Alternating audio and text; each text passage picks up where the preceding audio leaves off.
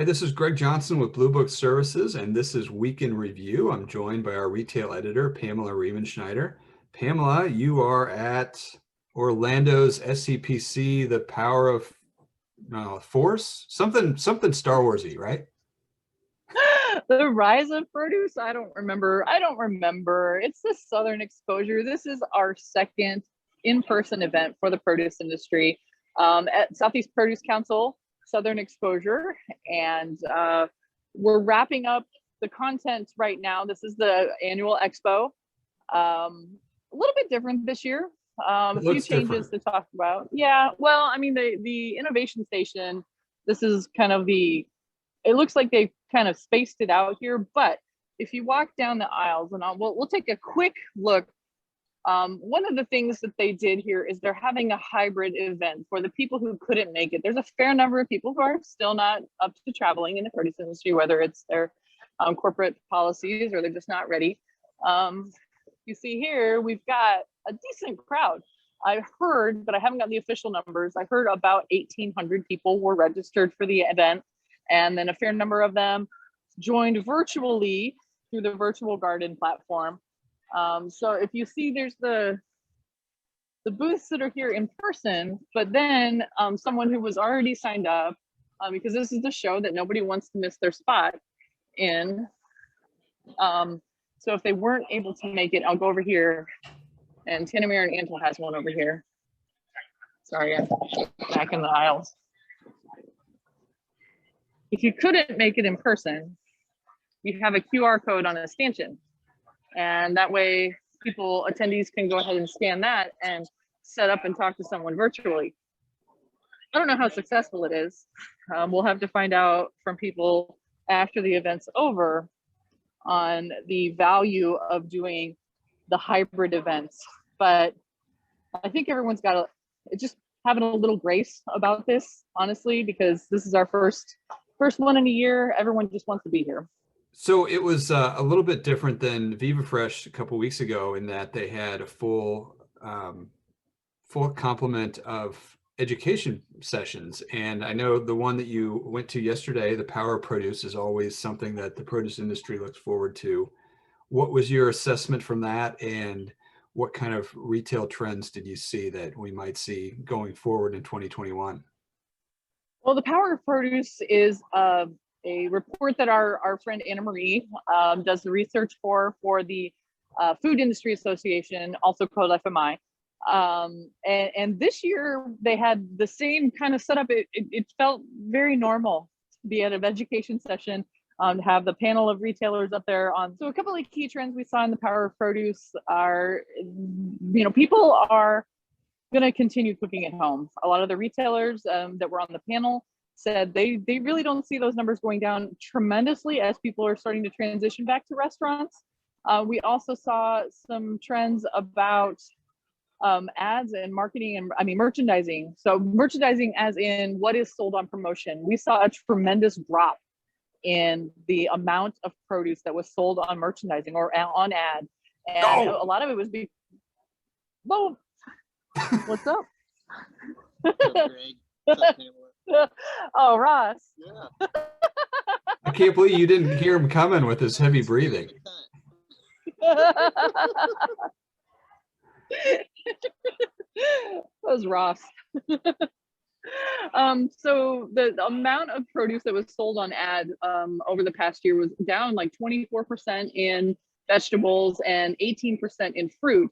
And a lot of that was because retailers dropped their ads for several months just because we had inconsistent supplies, not sure what's going to go on. Is that coming back?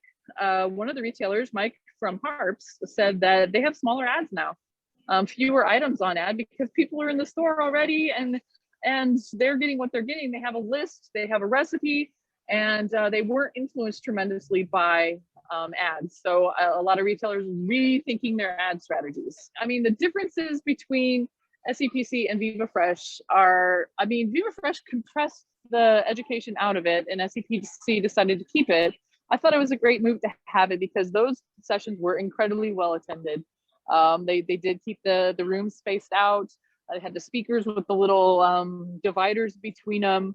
But they did keep the banquet, like the opening gala. But the busiest place in this whole place reinforces what people are actually here for. I mean, the hotel bar was so crowded. I mean, people everywhere. And I saw that at Viva Fresh as well. The produce industry just wants to get back together. So I'm not sure how many coordinated events are needed right now. They just need to be like, you know, company A, company B, we're back together. Go hang out at the bar.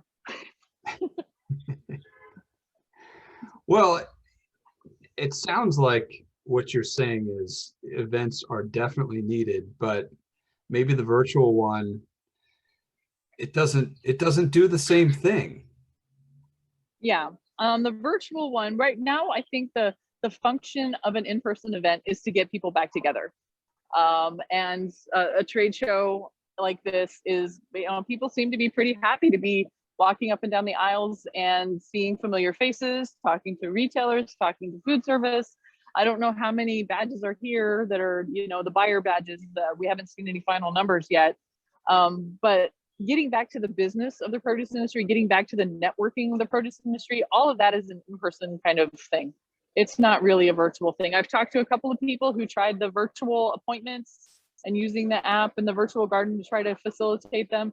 And it was mixed reviews. And I feel like this isn't something, the virtual part of it, is it going to stay? This will be a big test of whether it is something that we're going to keep around going into future events. Well, it's mid-April, and we probably got 2 months before the next set of events. There's one scheduled for June, that's United in Los Angeles, and then there's a couple in California in July. Now we're starting to hear maybe California will open back up.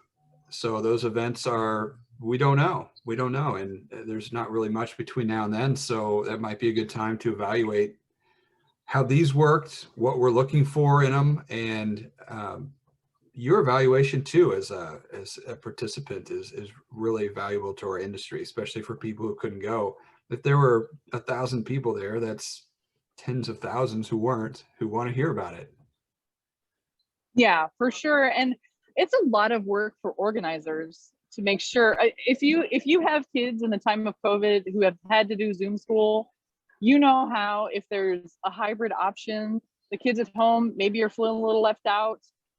It's a lot more work for the teachers to try to make sure that they feel part of the group. And I get that impression that it's a lot more work to make sure that the virtual garden feels included. Like at the Southern Roots reception, they had the camera pan around, we all waved. And I think that was very helpful to give the virtual garden an idea of, to see the people that they know. But we have no idea who's on that. It would have been nice to have like a Brady Bunch Zoom screen of all the people that were joining us from home. But is it worth it in the long run to go through all of this hassle? I think the organizers will know more after this, and companies who participated in, especially if they did both virtual and in person, they'll have a better idea of whether it's worth the effort. Well, the investment is significant, both in time and money, to be there. So I would think that those people would want it to pay off more for them than people who didn't make that investment. That's pretty understandable. All right, well, stay tuned for more coverage from the Southeast Produce Council's Southern Exposure. And if you are not signed up for the Produce Reporter newsletter, you need to go to producebluebook.com and sign up.